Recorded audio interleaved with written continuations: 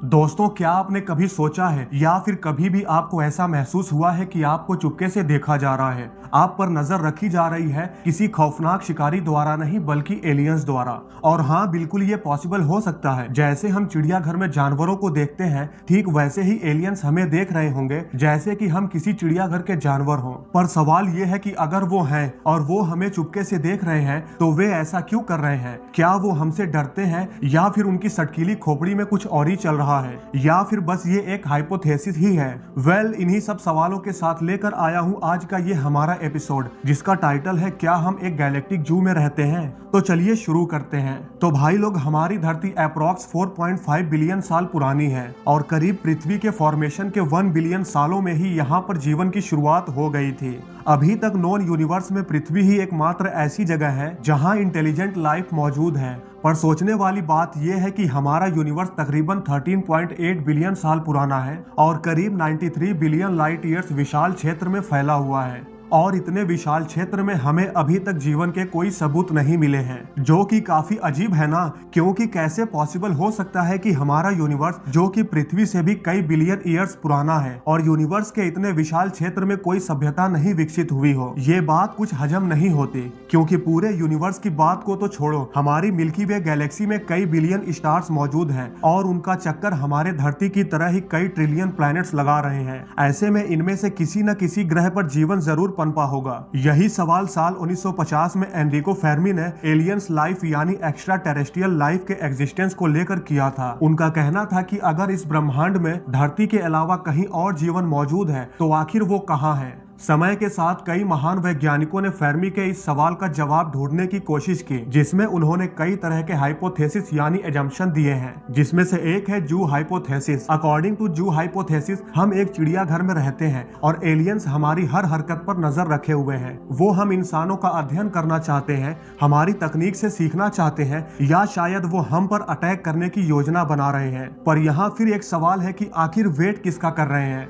अगर वो किसी और गैलेक्सी या फिर अपनी मिल्की वे गैलेक्सी में किसी दूर दराज के सोलर सिस्टम से आए हैं तो जाहिर सी बात है वो हमसे कहीं ज्यादा एडवांस होंगे। तो इतने एडवांस होने के बाद भी वो हम पर अटैक क्यों नहीं कर रहे हैं? किस चीज का इंतजार कर रहे हैं? फ्रेंड्स, यदि आपने साइंस फिक्शन फिल्म में एलियंस को देखा हो तो आप एलियंस को बुरा मान सकते हैं, जो हमारे ग्रह पर अटैक करते हैं और हम पर कब्जा जमा लेते हैं। पर शायद रियलिटी में ऐसा ना हो। वो शायद हमसे मिलना चाहते हो पर हमसे घबराते भी हो। लेकिन इतने एडवांस होने के बाद भी वो हमसे डरेंगे क्यों?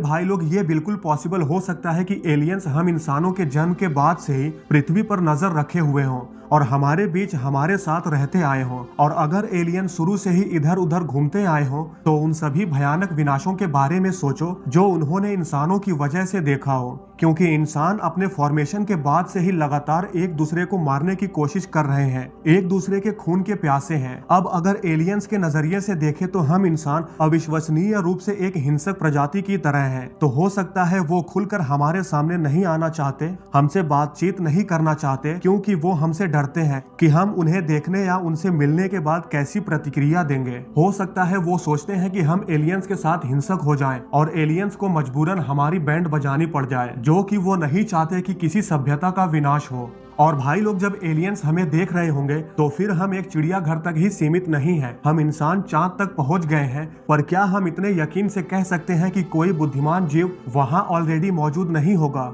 हो सकता है एलियंस ने मून पर अपना बेस कैंप भी बनाया हो, जो इंसानों की पहुंच से दूर हो। अब हमारे इतने बड़े यूनिवर्स में इतनी सारी गैलेक्सीज और उन गैलेक्सीज में इतने सारे सोलर सिस्टम है, तो काफी अच्छी संभावना है कि उनमें से कम एक ने इंटरस्टेलर की यात्रा विकसित की हो। तो अगर ये सच है, जिसकी काफी संभावना भी है, तो एलियंस हमें पहले ही मिल चुके होंगे। अब चूंकि हमारे इतने हिंसक प्रजाति होने की वजह से उन्होंने हमारे साथ संपर्क बनाने की दिलचस्पी ही ना दिखाई हो सकता है एलियंस के लिए हम हजारों में से एक और जीवन रूप हो सकते हैं जिसे एलियंस ने देखा हो, पर वो हमें इंटरेस्ट नहीं दिखा रहे। पर क्यों?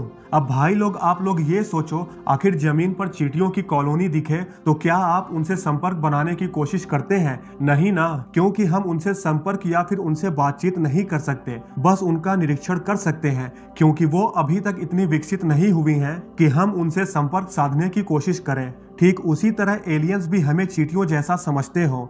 और वो बस हमारा निरीक्षण कर रहे हो, हमारी एक्टिविटी को देख रहे हो, परख रहे हो, जब तक कि हम कल्चरल, सोशल और साइकोलॉजिकल तौर पर एक खास लेवल तक डेवलप नहीं हो जाते जहां हम किसी एलियन सिविलाइजेशन द्वारा कांटेक्ट करने के इम्पैक्ट को झेलने में सक्षम हो।